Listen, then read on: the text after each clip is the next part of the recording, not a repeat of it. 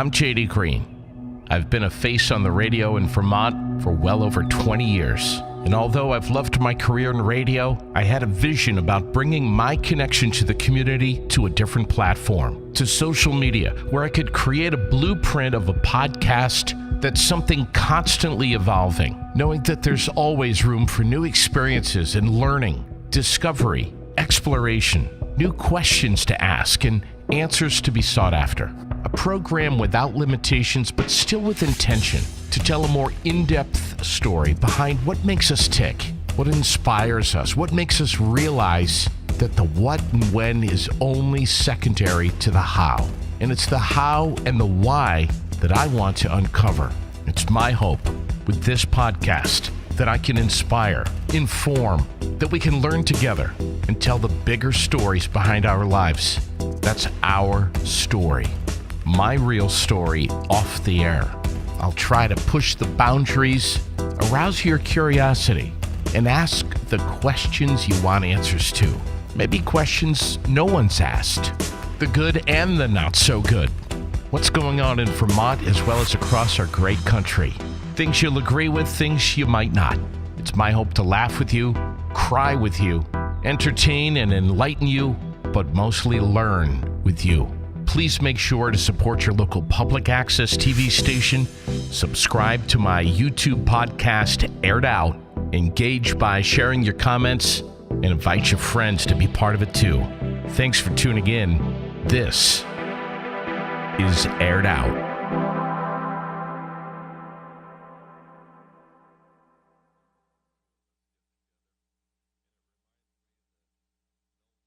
Welcome to Aired Out. I'm J.D. Green. Thank you so much for tuning in, for subscribing to the YouTube channel.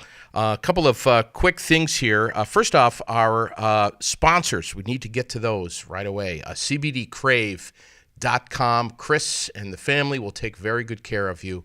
If you're interested in trying out some CBD products, you'll see them here on the table next to me. CBDcrave.com. Peak Entertainment of Vermont and New Hampshire. Fontaine Forestry and Millworks of East Montpelier, right down the road from Bragg Farm, and of course where we are right now. CVTV, we appreciate Tony Campos very much for making this possible. Our podcast on YouTube. Again, thanks for subscribing. Make sure to like, to share, to comment. We love the feedback. Already getting some great statistics back from the folks at YouTube, and we just want to say thank you for tuning in. Want to just start out with a couple of quick things that are going on this weekend. Real important here. The Vermont Granite Winterfest is happening on Saturday.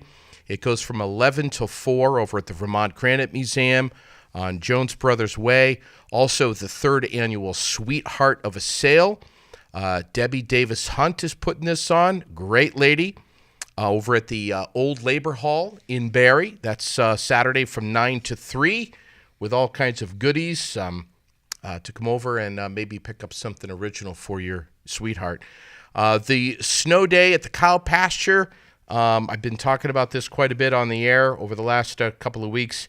If you never hiked on the cow pasture trails before, local Barrie residents will be there to show you around. It is a good time. You'll get some exercise, and I'm sure you will enjoy it. And the Winter Olympic Brain Breaks, the Scouting Winter Olympics, is coming up, hosted by the Montpelier Elks Lodge. That is February 23rd, and that's from 11 to 3 and open to any boy or Girl Scouts in grades K through 4 in central Vermont. So there is so much going on in our community. You know, you think of the dead of winter as a time when things are supposed to be slowing down. Definitely not the case in this great community in which we live. I am sitting right next to a great man who has made such a difference in our community over the last umpteenth years.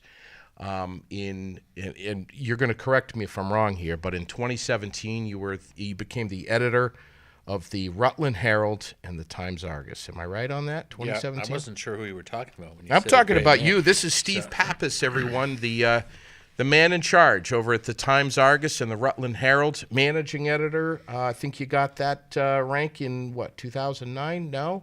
No, I'm more poobah than that. Are you? I'm more poobah than that. Okay, well. I'm now the executive editor of the, and all that means is that I get to do all the executive duties, all the paperwork as well. I see. So, okay. I am the executive editor of the Rutland Herald and the Times-Argus. Yeah. And previously was the editor of the Times-Argus since 2000 and blah, blah, blah. I guess it's 2008. 2009, something like that. I have 2009 in my homework. Okay, well, but you would know better than I. Well, not necessarily. And then previously to that, I had been the managing editor at the Herald. So I've actually been with this particular company for a block of years. Yeah.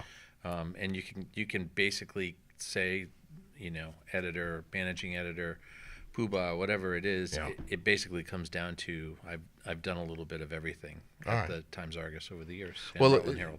A couple of things here. First of all, most importantly, I want to apologize to you. For which thing? Well, for many things. First and foremost, I did not ask for onions today at Subway, and I got them.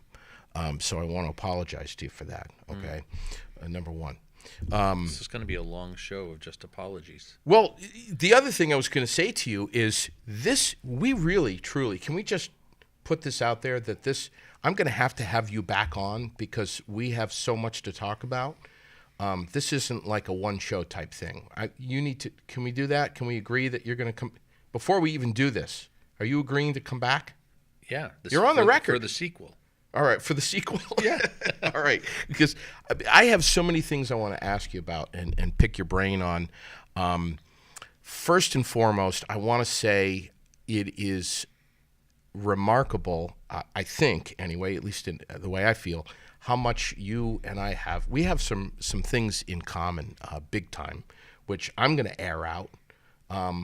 But it's just I've never really had a chance to get to chat with you at any great length, quite honestly, because we're such busy guys. Right. I mean, I can't even imagine. We've promised to do it for years. This may be the first time we've actually done it where we're not sat down. Yeah. And we don't have any beer, which is fine. But sometime we might have beer. Right now we have water. Shh. Okay. But you brought the beer? Hey, this place is no stranger to you. You hosted a TV show here at CVTV years ago. Yeah, a few years ago. So I was on the board of directors for CVTV, and really feel passionately about the role of public access in the community and its role in, kind of keeping democracy going, because it's, it very much works hand in hand with, it dovetails with the work that I do already. Yeah.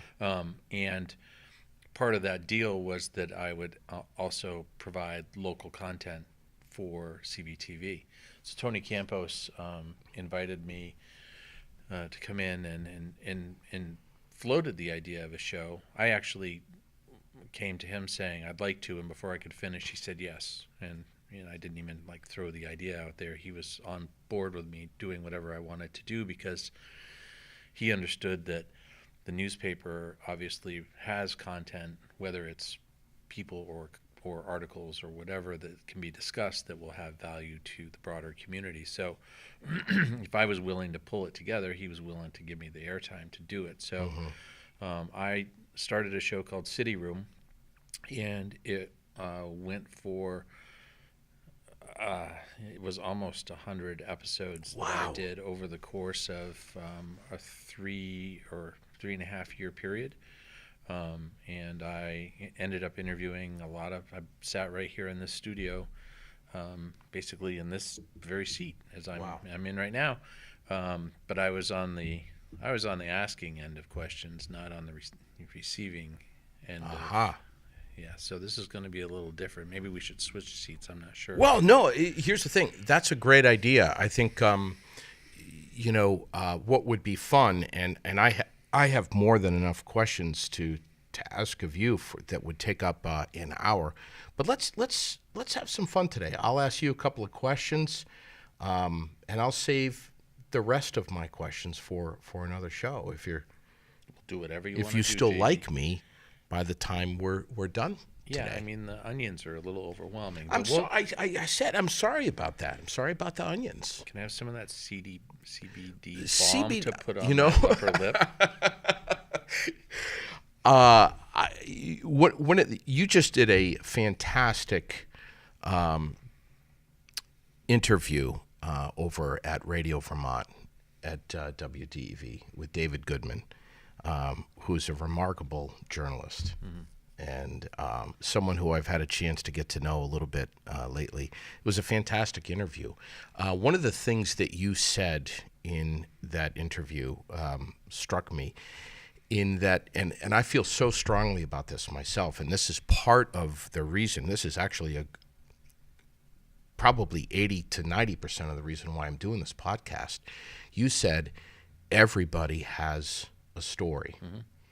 And man, oh man, is that an understatement. We all have a story, and they're all so different from each other. For sure. I mean, he was basically asking me how I got into this, and it comes down to when you talk to people, if you're good at this job, and you and I, as you were talking before about how we have a lot of similarities, we've come to learn that our growing up was similar too, and we'll probably get into that. We will. But we will. Maybe, and it may not happen today, but we will. But the fact that that we know how to ask questions and to tease out the information, that's a gift. I mean, we have a gift of gab, you and I, and part of that comes down to being able to recognize that when somebody is passionate about something, that we can kind of latch onto that and get them to talk about what excites them. And when you do that, you get a whole different person than the person that you might otherwise not know anything about. And I think I'm always going to be a lifelong learner. So, and part of being a journalist is you basically are learning something new every day, because you just are. I mean, just by the virtue of all this information coming at you. I appreciate that. I appreciate the fact that people not only have a story, but that they're willing to share information with me, so that then I can regurgitate it in a way that it put it into a narrative form for everybody else to understand. And I see that as a gift to the community. Yeah.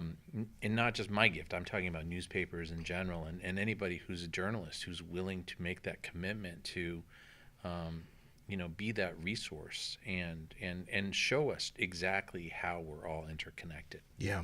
You're one of those guys that when I had you on the air a couple of times on Froggy 100.9, I knew that we had some chemistry, but I just felt like, oh man, I wish I could chat with him for a couple of hours. You just have, there's so much to your life, to your story, to how you became who you are today, and where you are today, and what you're doing with your life. And that's part of the reason why I'm doing this podcast, is because I just wanted to dive in a little deeper into the nitty gritty and get some more thorough interviews underway. But the first and foremost question that I want to ask you is, there is so much chatter today. I hear it all the time. You know where I'm going, about the health of newsprint. And as you and David Goodman referred to it as the erosion of newspapers and newsprint, especially the smaller town publications. You had a great point during that interview, that distribution and printing is not a cheap endeavor. It's a costly thing, and if anything, it's getting more costly. So the threat of the newspaper dying, will it happen? Will it begin in the smaller markets? There's discussion of radio also slowly and gradually possibly disintegrating. Where will the Times-Argus be? Where will the Rutland Herald be in 5 to 10 years from now? Will it be thrown out of a bag onto the front doorstep of people's homes? The short answer is probably not. I think that, as you point out, the most expensive thing that we do every day is print and deliver that product. The words matter just as much in a digital form. We just make that tactile connection by holding a newspaper and wanting to feel like it's a piece of our morning, a piece of our Sure. routine. The problem is, and there are a lot of problems facing the newspaper industry. As you point out, printing costs are going up. It's easier to put things on the web. That's a different audience. So everything that we do has to go through a different kind of rubric. So you can put things on social media, but you can't give away too much, because if you do, nobody will read more. So Great point. if you put something up there, you're essentially giving it away. Well, the service that we provide requires us to vet information, to check, to chase down leads, to actually do that fact-checking work. Well, that's not something that everybody does, and that costs us money. You know, for me to hire a staff who is willing to call and get the different points of view and call people out on things that might not necessarily be accurate or true. Yeah, right. You know, it's easy to put rumors up Sure. and put speculation out there, Sure. but you're actually not providing any kind of service by doing that. So we need the advertising, we need the circulation, we need, you know, that revenue that comes from a subscription, because that's, you know, it's a service that we provide. Sure. Now, people want to believe that what we provide, because it's just information, should be free. Well, lots of things should be free. But vetted information has value to you, because you need it to make educated decisions about the things going on in your community, the things going on in your day. You know, maybe it even comes down to how you're going to get to work the next day, because there's something going on a road. Right. You know, that is something where it all gets put into one pot at that local level. And newspapers, for that reason, because we are one of those clearinghouses for all of that information, will always be relevant. Whether it's in print or online, we are that one-stop shop. Yeah. And so local papers, I think, will always have a role in the community. Whether it's in a format like a Front Porch Forum, for example, or an online publication like what VT Digger does. Those have value. We don't look upon those and say, oh, that's something that's bad. That's something that complements what all the information that we're trying to all put out there. Sure it does. So that we are better citizens. Yeah. And More informed citizens. absolutely. And then honestly, in this day and age, it may be more, the work we're doing may be more important than it's ever been before. Yeah. You know, at least in our lifetimes. Yeah. And There's a lot of info that's flying around right now, and to keep track of it all and to convey it accurately that's a huge responsibility. well, and to we get it don't- right. Well, and so it used to be that newspapers had what was called utilitarian value. It was trying to be something for everybody.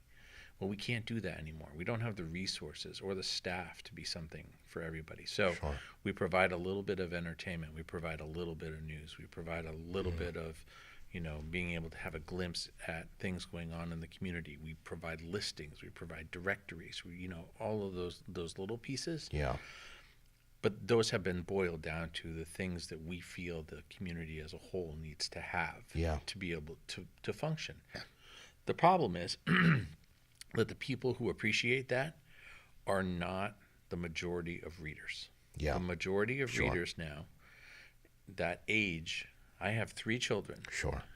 ranging in age from 18 to 22.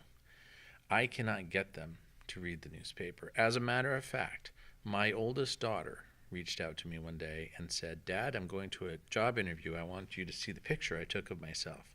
And I was like, great.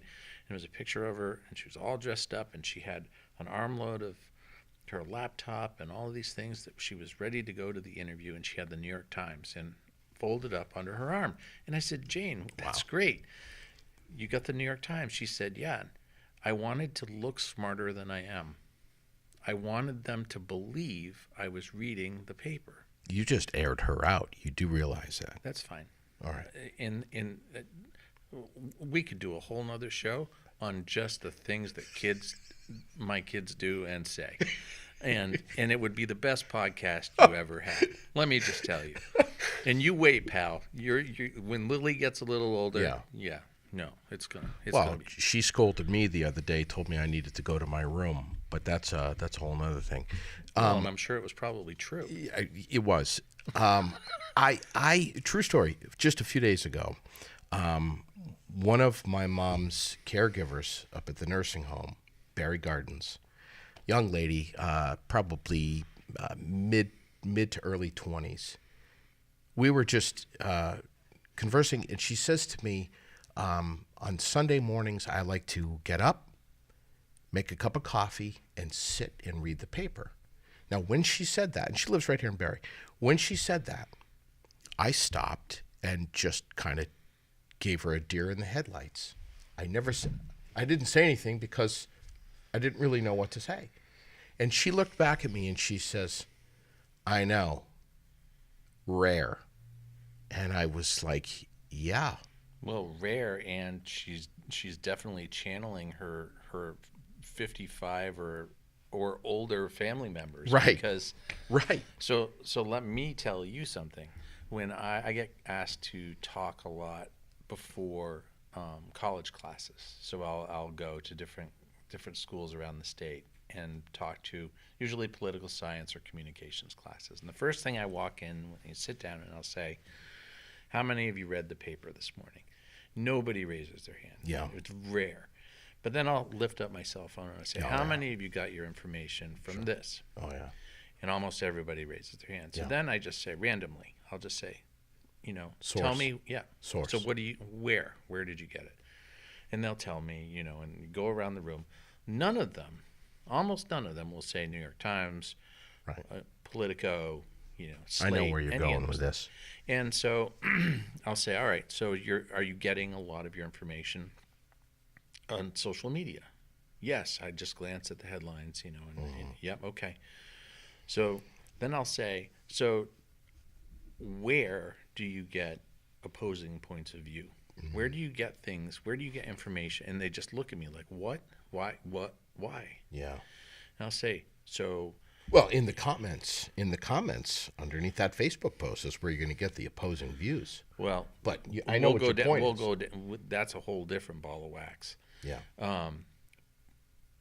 So then I'll point out to them that what they're reading is what they want to be reading, because that's what the algorithms tell them that they want to read. Algorithms are huge. Yeah, I mean, it's driving everything they do. So you look at a certain thing a certain number of times, you're going to see those preferences. Of course.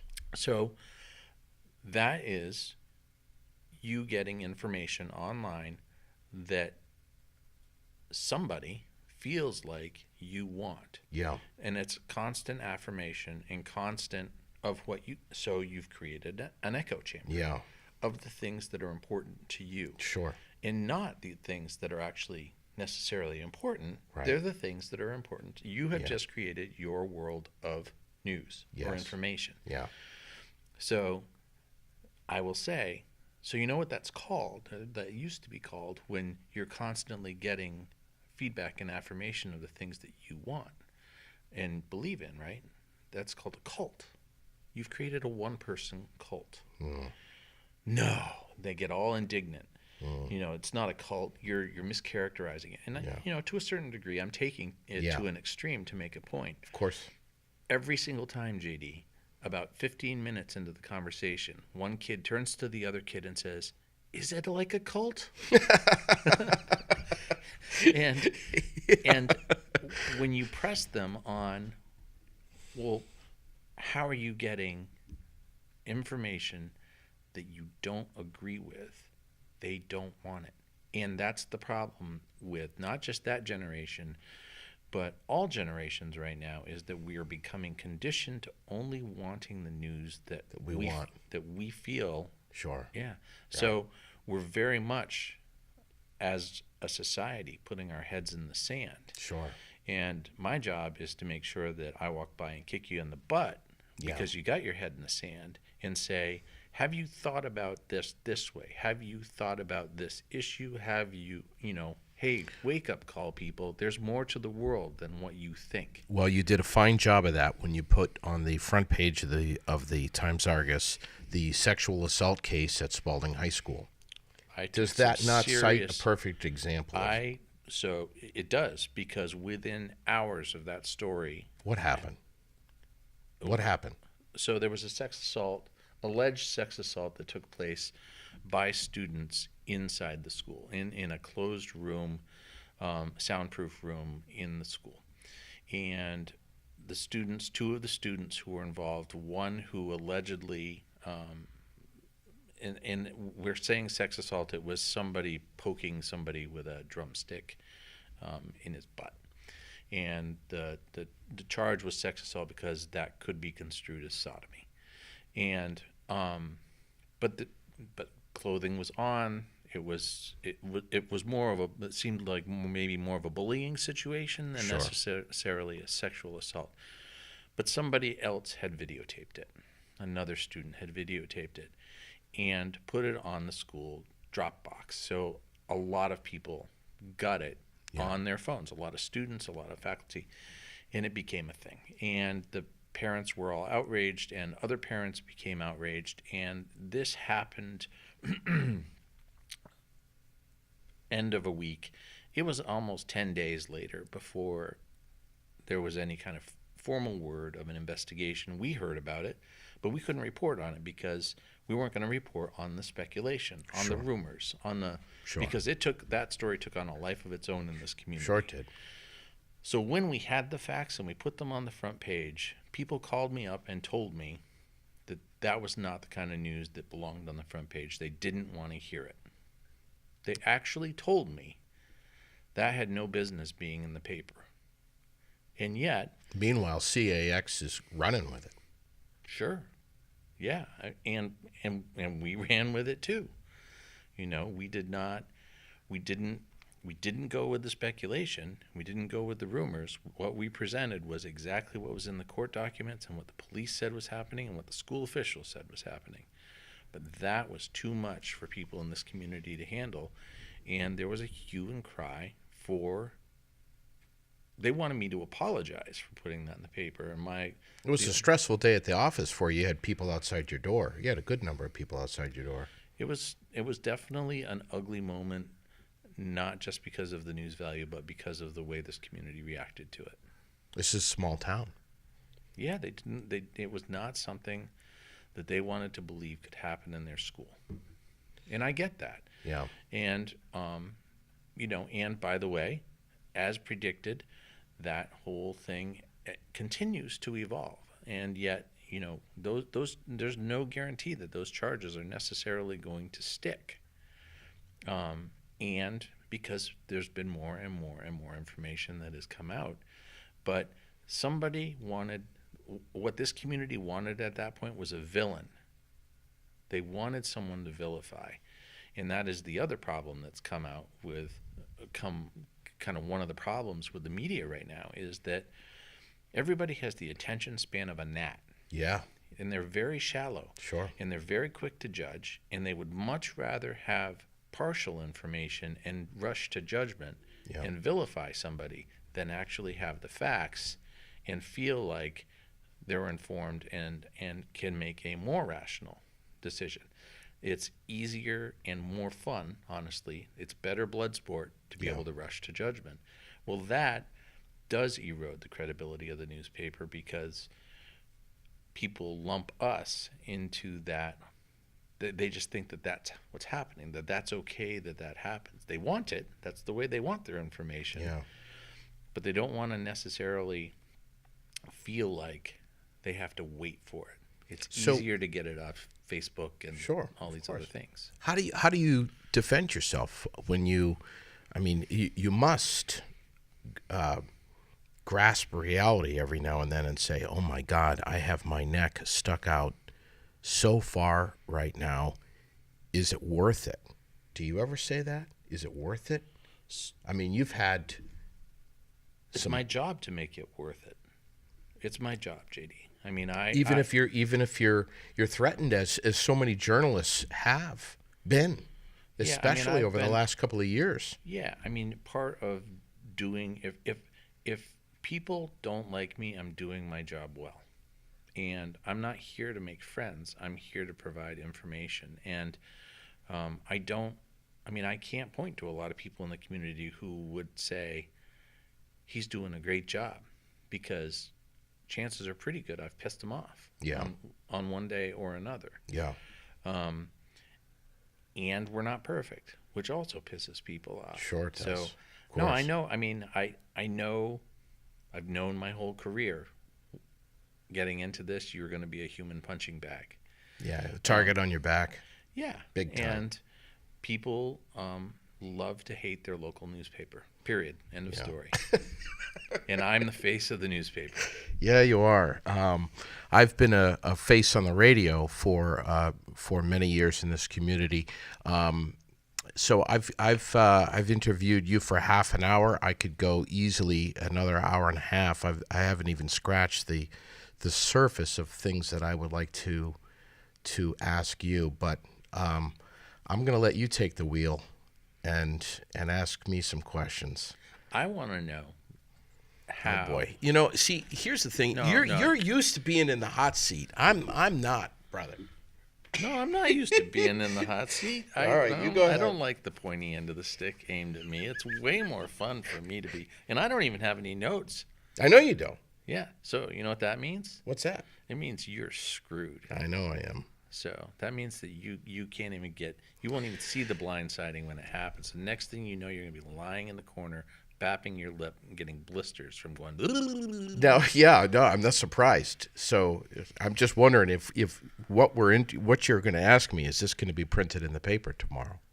Oh, if only that were true. Okay. All right. Yeah, no, it won't. It won't be in the paper. This is a protected source here, brother. Okay, so No, because I have to verify what you're saying. You could be fake newsing me and just trying to make me look bad. I will answer anything I can as accurately as I can. So. Well, you're not in court, so you can exaggerate for effect, All right. and no one will ever know the Okay. difference. All right. All right. Go for it. All right. So I want to know, how does a kid from the sticks of Vermont decide that the thing that he wants to do above all other things is to get on the radio? Well, actually, not a kid from the sticks in Vermont. I actually wasn't born here. I was born in Hartford, Connecticut, and got started in radio as an intern at Connecticut Public Radio and Television in downtown Hartford.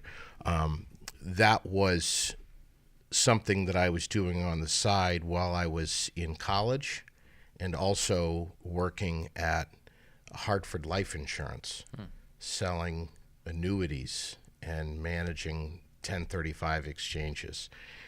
You know me. You probably can't really see me managing someone's 1035 exchange. Probably not. Given what I know about you, that scares the hell out of me. Of course. I'm sure you're glad I wasn't managing yours. I was wearing a suit. Every day, the briefcase, sitting in the cubicle, it just wasn't my thing. When I started interning at the public radio station and doing some of the fundraising events on the TV side on public television, I kind of got bitten by the bug, and I would spend time watching some of these big timers hosting their radio shows, and I found it, I was looking on the other side of the glass, and I found it fascinating, the amount of connectivity they had in a shallow, empty box surrounded by glass was remarkable to me. And the fact that no one could see them, but everyone could hear that individual. Well, and that's the thing is people know your voice more than they know you. There is no question about I mean, that. I bet if you walked into the grocery store and you just started talking, people would turn around and be like, I think that's JD. They have, and and then they'll give me the up and down. They'll give me the full. That's JD? That's the full look. Yeah, I didn't know he was that short. That's the guy who messed up my 135? Yeah, my 1035. 135. I fell in love with it, big time. All right, before you go on, is there an anonymity to it? You're talking about that you're working in this glass box and you're doing this thing and it's your voice. I can write something knowing it's going to go out and I know it's going to have an impact. I know I'm going to make a difference because I don't necessarily have to watch somebody read it. I don't have to watch their reaction. I don't necessarily have to anticipate. I know there's going to be a reaction. Same kind of thing. You're putting information out there. Sure. Do you feel like the person that you are on the air is who you are more than the person you are when you're not on the air? No. It's an alter ego. Alter ego. Yeah. Yeah. And however, it is, but is it an empowering alter ego? At times. Yeah. At times. But there is also, if you've listened to me regularly over the years, every single day, and you've really got to know me on the air, you'll notice the difference between the days where I'm on the air, and you'll notice the days when I'm on the air having a freaking blast. Mm-hmm. And usually that's where I try to go. That's where I try to go when I open that studio door in the morning. Early in the morning, I have to shake everything that's on my shoulders off for a couple of hours, mm-hmm. which is by far the most difficult thing about being in this business is, even though people can't see you like these cameras, which is a whole different experience. But when you're on the radio, even though they can't see you, you have to perform. No one wants to hear your troubles and your downs. They want to be entertained. They want information, and they want it in an entertaining and light way. So you have to shake everything off. So you have to have that personality. So my next question is, with that obviously comes a certain amount of celebrity. Yep. And you are one of the most well-known voices for certain, and one of the most recognizable names in Central Vermont. And I want to know how that has changed you. Wow. It's changed me in a way where there's in lots of different ways. There's friends that I have that know more about me in my real life off the air, or at least equal to my time on the air. And they know all of my imperfections and my problems and troubles and worries and stresses. And they've seen me at my worst. They've seen me, the furthest personality that you could imagine on the air. And we're still very good, close friends. Mm-hmm. It's changed me because I've learned to appreciate those friends so much more than the folks who are friendly to me only because they have put me in a box almost, and they think that they know me so well, but they really don't know anything about me off the air. They only know me on the air. So, But with that celebrity, what you're saying is people want to connect with you somehow.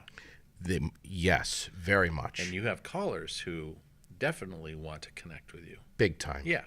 Big time. You have a following that's I mean, you only have to listen to your show to know you have a following. On a pretty well, when you were on Froggy, you had a following for sure. You know, you always have to be, you always, and I know you can relate to this. You always have to be friendly, respectful. It doesn't matter if your dog is sick at home, if you have a migraine, if your mom is in the hospital. You always have to have a smile. And, you know, I hug everybody. I'm just a hugger. So I'm always happy to see everybody. There's times when, you know, I really don't feel like having that personality. I'm strung out. I'm exhausted. You know, not very long ago, I fell asleep in the parking lot at Price Chopper in my car. And a listener pulled up next to me and saw that it was me sleeping in the car and tapped on my window and woke me up. You know, there's times like that when I wish that I could just kind of vanish. Right. You know. Yeah. For sure. It's a different experience for me to go shopping in Woodsville versus Barrie. It's just a different experience. Yeah. You know, people, and the thing about this community is folks are so friendly and so loving, and they remember things that I've done with them and for them on the air or off the air that I've, you know, honestly, shamefully long forgotten. Fundraisers for their kids or what have you. And I may not, I'm great with faces, horrible with names. And, you know, they'll come up and hug me and, do you remember this? Do you remember that? And it's hard for me sometimes. I have to think hard. I have to try to remember. I'm sure you get the same thing. Well, no, I get the opposite of that. I get people who want to come up to me and tell me everything I've done wrong. Oh. I get people who want to tell me that there's no way that they saw so and so's name in the paper in the police log or whatever it was. There's no way that he did that. Sure. And how, you know, why did you think that was the right thing to put in the paper? Sure. So most people feel like it's okay to criticize me because I'm not trying to entertain anybody. I'm not trying to make that connection. I'm not trying to, you know, I want the paper to be the connection. I want the paper to greet you every morning like it's a friend, like it's magic, just like you turn on the light. The electricity's there. The plumbing, the water is there. Yeah. In the morning, the paper is there. Nobody thinks about how the paper actually comes together every day. The fact that we start every day with zero. Every day we start with zero. Yeah. And at the end of the day, we have to have a product, and we're going to be judged by 30,000 people who are going to look at it and go, oh, this is a piece of garbage. Yeah. And people are very quick to tell me what they think is I'm sure they are. Garbage. And that often translates to you're garbage. Not you, JD. I follow you. So a lot of what I get is either what we haven't had in the paper or critical of what we have had in the paper. Sure. So when I go to the grocery store, I purposefully go at times where there isn't a crowd because I can't walk up and down the aisle without somebody stopping me to tell me what a piece of garbage I am. Oh. Or what an asshat I am. Yeah. And, you know, so. Wow. It helps to have broad shoulders. Jeez. And it's not like that all the time, but I would say that 8 out of 10 comments that I get from the public is a criticism. And Monday morning, because at that point we've not published for a handful of days, or there's been a block of days in a row. Sure. Yeah. Monday morning is almost always the first hour and a half of my day is listening to calls or answering emails from people complaining. And wow. Yeah. And then you mentioned earlier comments. You can't even look at the comments. Yeah. People look at the comments. People contribute to the comments. Sure. People love the comments. We can't take those comments to heart, course. because it's often misguided. It's often not grounded Shaded. in any kind of reality. And it's often an attack that has nothing to do with the original article. And it's often trolls attacking each other. Sure it is. And again, there's just kind of this degradation of civility. So I have a lot of respect for the fact that what you do is provide information, entertain, and connect with the community in a way that every day is meant to be meaningful. It's meant to enrich. It's meant to kind of, in a different way that the newspaper makes us all feel like the dots are connected. You actually make everyone feel like we're all in the big, gigantic room together, and that we, and we can connect with music, and we can connect with information, and we can connect with Fatherhood. voice. And I don't, words on paper, that's black and white, but the inflection of tone, the giddiness that you can convey, the laughter, that is way more important in a lot of ways. And I hope you're wrong. I've never actually heard somebody say that radio's future might be threatened. I feel like radio's role, and even podcasting, and to a certain degree television, where people are talking about meaningful things and not garbage, that there's a interconnectivity there that is way more valuable than what the service that I can provide. I think there's to keep these mediums sustainable, there has to be more than ever now real aggressive ways to keep steadily sharpening the edge. Mm-hmm. Whereas 15, 20 years ago, you could be somewhat, and dare I say this, complacent, but not really complacent. I'm just saying, there's so much competition these days. People are getting the music everywhere. They're getting it. It's an on-demand world. Spotify, SoundCloud, streaming services, Pandora. I mean, it goes on and on. And information too, as you know. I mean, people grab their phones, bang, they've got their news right on their phone, in their car while they're driving, coffee in one hand. So I hope it doesn't go away either. Mm-hmm. If I ever do get out of radio, this is something that I would love to continue to do, because I know that at least I'll be still connected to this community in some way. Mm-hmm. Yeah, and you're good at it. I mean, you're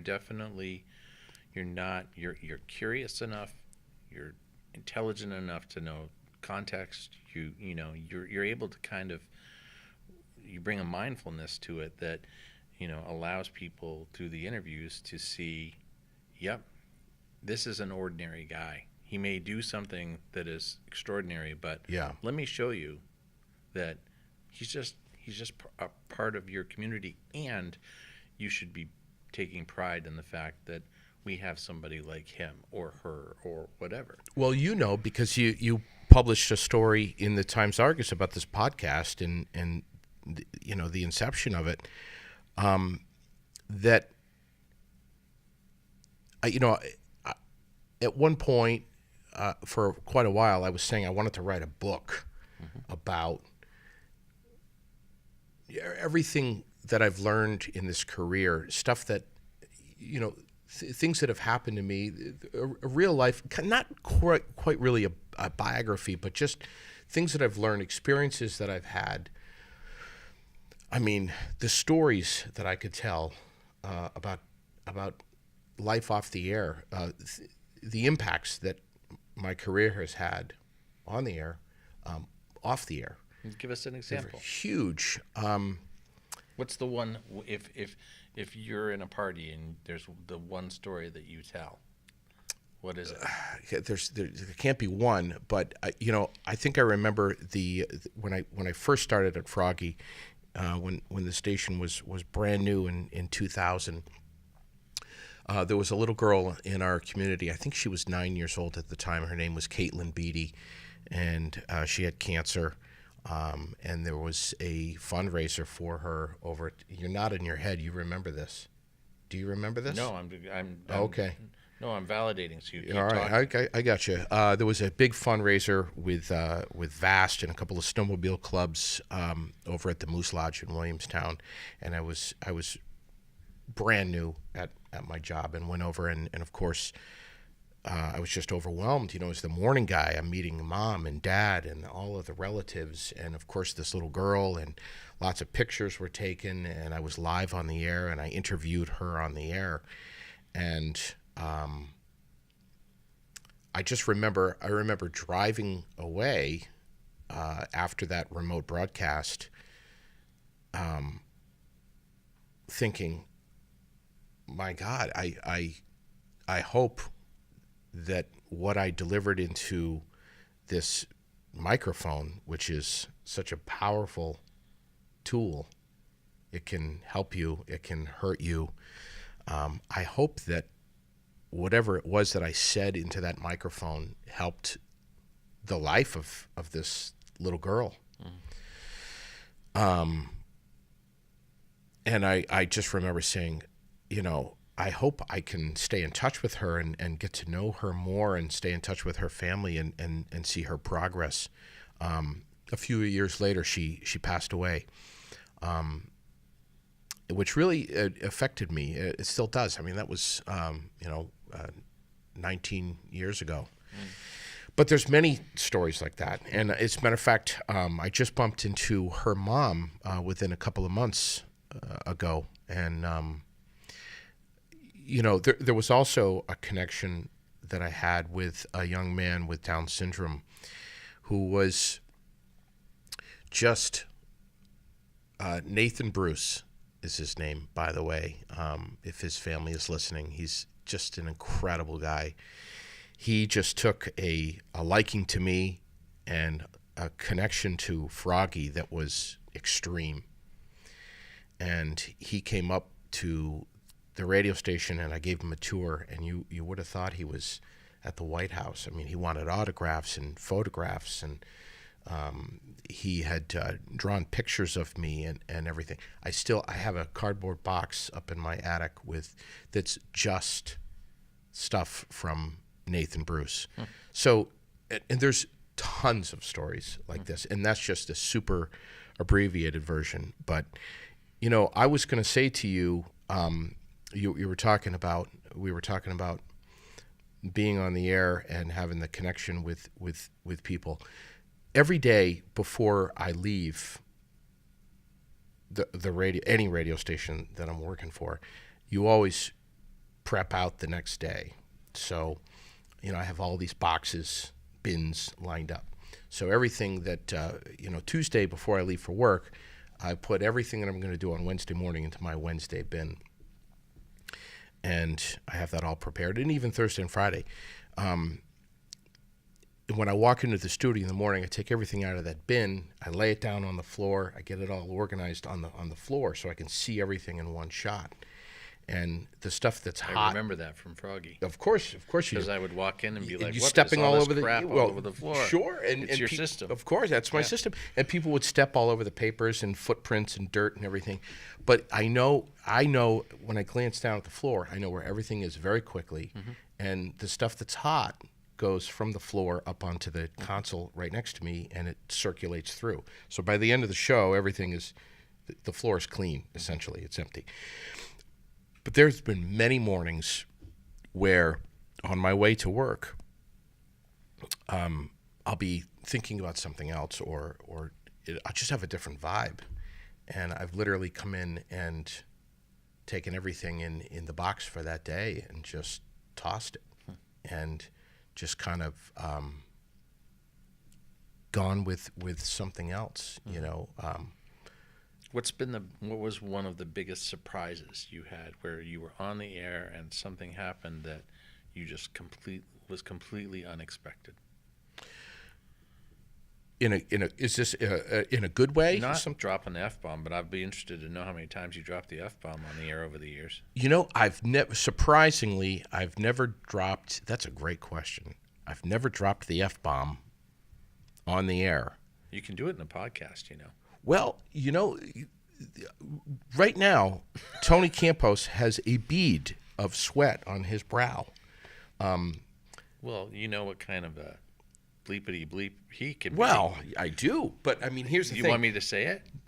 Well, it's up to you. I mean, this is on channel 192 and 194, public access too. This isn't They just. don't censor. I know. I used to be on the board. Really? Yeah, you could say whatever you want. So I can go through you. I don't have to go through Campos. Well, you mean with the swearing? Yeah. Fucking right. Wow. Wow. Really? I didn't know that. Yeah. So they're one of the highest rated shows that they've ever had on public access for this public access station was a Williamstown select board meeting. Really? Where a woman called another woman that word that I'm not going to say, and we alluded to it in a story, but the link, because it was on CVTV's website, was one of the most popular ones. People just wanted to hear somebody say, "You're a bleepity." Really? Oh, yeah. See, now why do you have to say bleepity bleep if you just dropped the F-bomb? That's my next question to you. Well, because you can only go so. I already just kind of blew you away by actually throwing it out there. Yeah, you did. So no, you got to go back and when I say unexpected, I mean something where, you had to pivot because there was news. I remember there was one day I came on the air. You called me because I think downtown was flooding, and you needed me to come up and talk about what was happening. You and Lozon, I think. Yeah. Yeah, I mean, there's. But I don't necessarily mean newsworthiness. I mean, have there been times where you would just be like, "Wow, that I was not expecting that to happen." Yeah, I think maybe 2 times. One of them was when my mom had a heart attack, and I got that phone call. That threw me out of gear, or at least it tried to throw me out of gear. And it did a little bit. I slipped into neutral a few times, but I got through that morning.